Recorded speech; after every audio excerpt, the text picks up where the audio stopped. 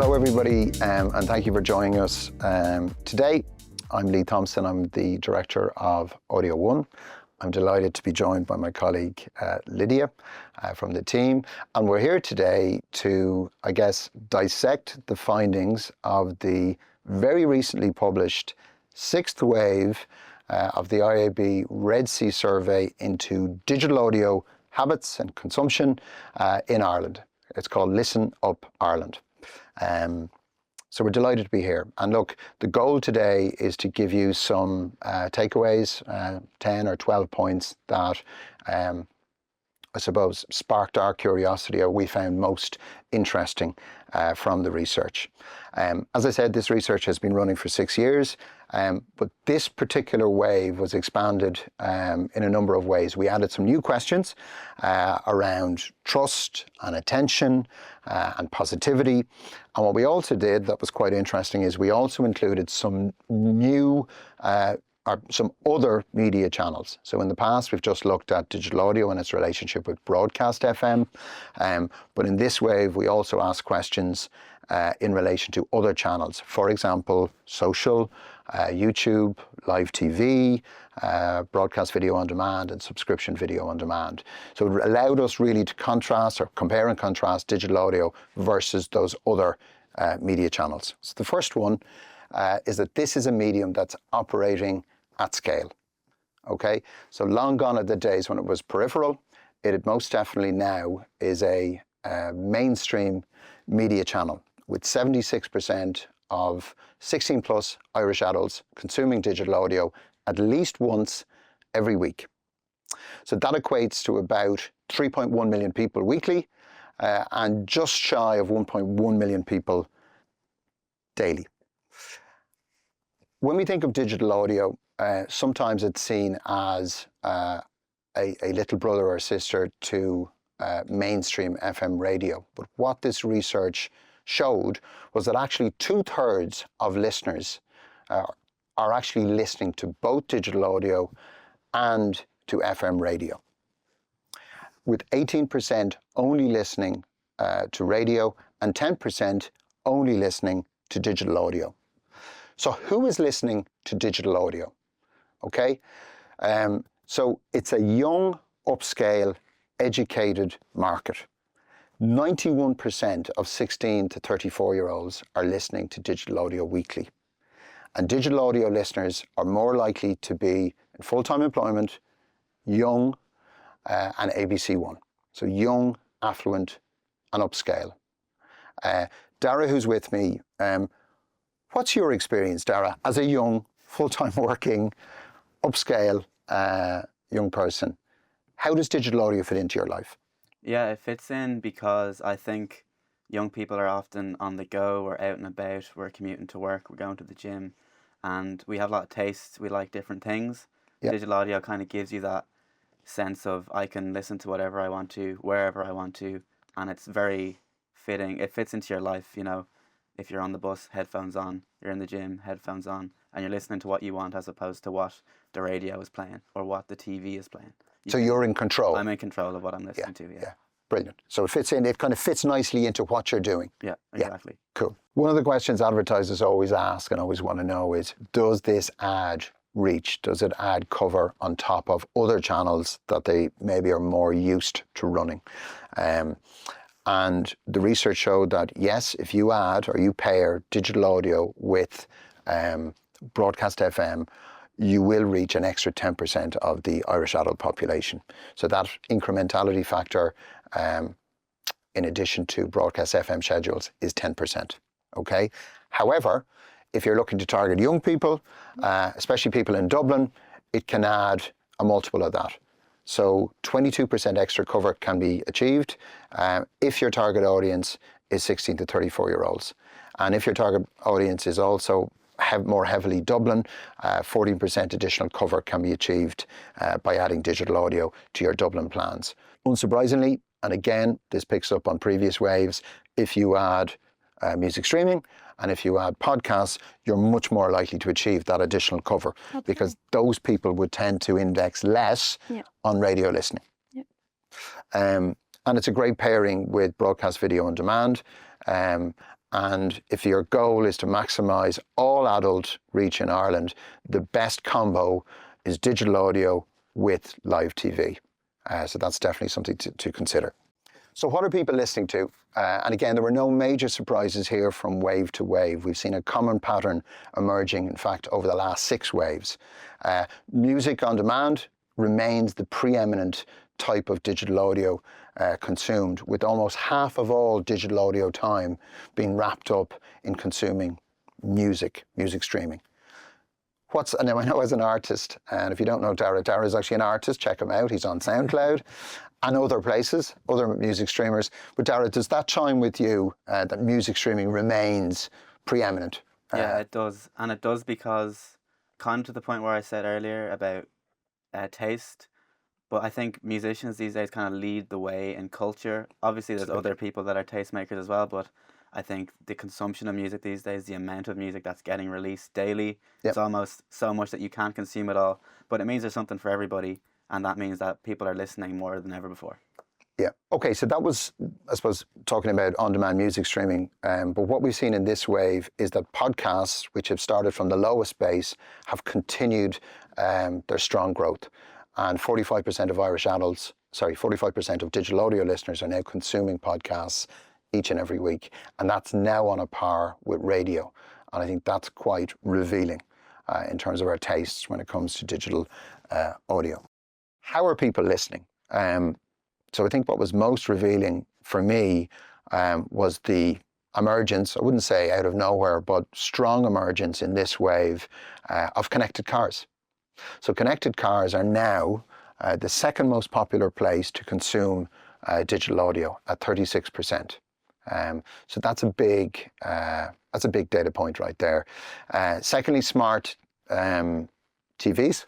Yeah, 19% of us are regularly using smart TVs to consume digital audio. And I wonder myself, is that because, this trend of watching podcasts, not just listening to podcasts, but actually watching podcasts. So that's something to consider as well. But all that said, the smartphone continues to be the primary consumption point for digital audio content at 72%. And it makes, it's no great surprise. We literally live, breathe and sleep with our mobile phones. They're with us at the start of the day and at the end of the day. And I think digital audio content is so accessible, so portable because of that. So no great surprise there. Listen, we're listening a lot.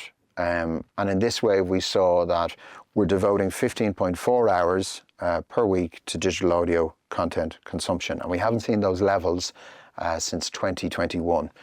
So a return to form, if you like, in terms of the amount of time we're devoting to digital audio. Critically, and this was the whole point of bringing new media channels into the mix with this study, people spend the second most amount of time with digital audio when you look at all channels. So it's second only to live TV in terms of time spent. And again, Lydia, does that chime with your life?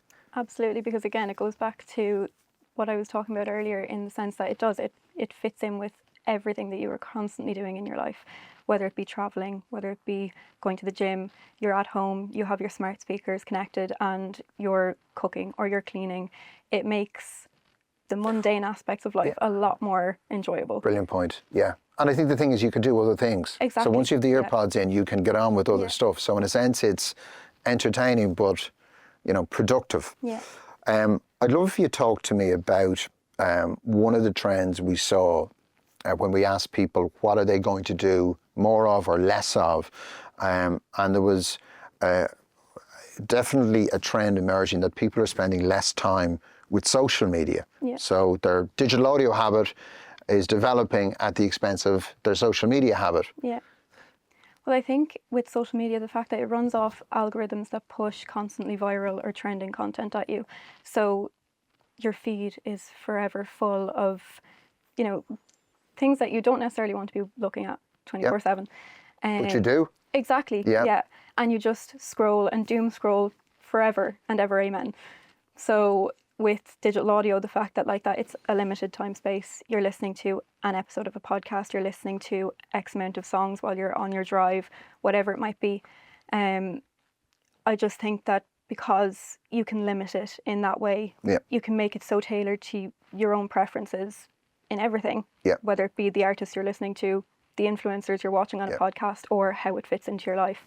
You get more value from it because 100%. You're in control of the experience, whereas I think social media feeds, you never quite know what you're going to get, and you end up drowning in content you didn't necessarily ask for. Yeah. Listen, smart devices, there's a lot of talk about, smart speakers, smart cars, smart TVs, and interesting, the number one content type consumed on smart devices, it's probably no great surprise, is digital radio. And I think in a lot of homes, digital radio has actually smart speakers have actually taken the physical space that was once occupied by radio. So no great surprise there. Why are people listening? Again, no major change here. It's for entertainment, it's for relaxation, and it's as an accompaniment to just day-to-day life. So no great surprises there, wave on wave. The percentage of people who agree that they're discovering and learning new things from content they discover or consume with digital audio only continues to increase. So almost half of people say that digital audio has introduced them to new content, which I think is brilliant. Really good. Ad acceptance is growing. So I think increasingly people understand the relationship between great free content, but also the presence of ads, and one requires the other, if you like. How do you feel about ads? Yeah, I mean, I'd say I'm not the biggest fan of ads, but I do agree with the point that they're more accepting, especially we talk about podcasts, host reads, in reel or in footage, in stream ads. You're kind of just listening to the podcast and an ad comes on, and sometimes they're just talking. You don't actually realize it's an ad, so it's less intrusive. And because it's your favorite podcast, you kind of trust the hosts that they're going to choose ads that relate to me. Interestingly, 16% of people, which sounds like a small percentage, but actually, if you let me finish the I suppose the data point. 16% of people said that they had actually taken a direct action as a result of hearing an ad on a podcast, or being influenced to take an action as a direct consequence of hearing an ad on a podcast, which I think is a huge percentage. And the cohort that were most likely to take an action were aged between 25 and 34. Getting attention is such an important metric now in marketing, and this wave confirmed that digital audio commanded the joint second highest level of attention when compared with all the other media channels that we analysed. And podcasts attracted the most attention at 33%. And again, I think it speaks to that point of curated experience and just the engagement that you get from listening with earpods. So you're very receptive.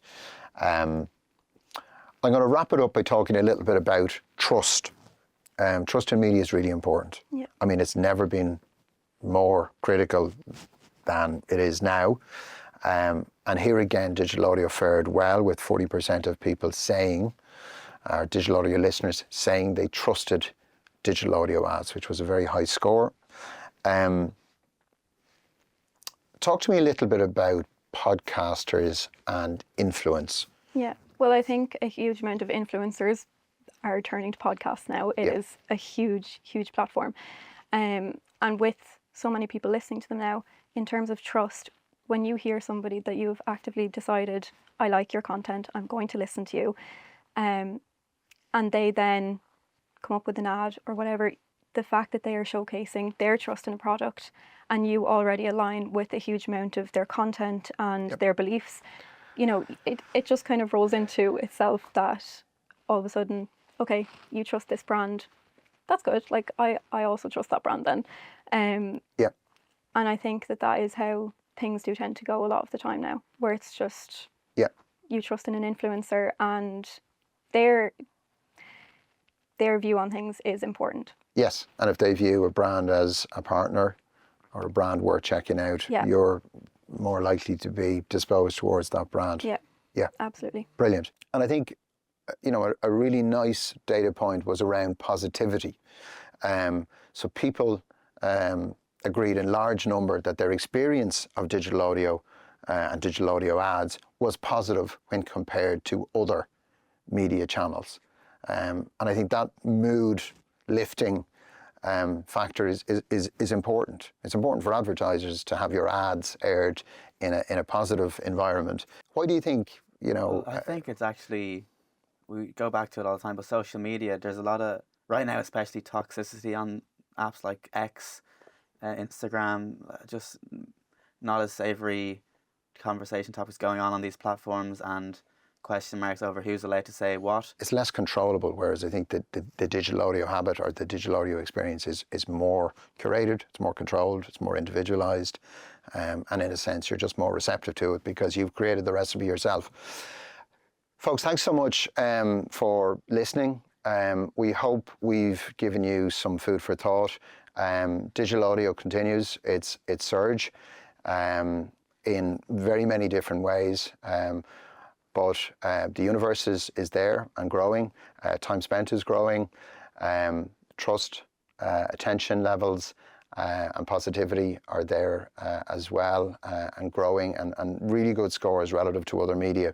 So look, it's a medium we're extremely excited about here at AudioOne, and we want to help you, capitalize on this opportunity. So thank you for tuning in. Thank you, Dara, and we'll see you soon. Thank you.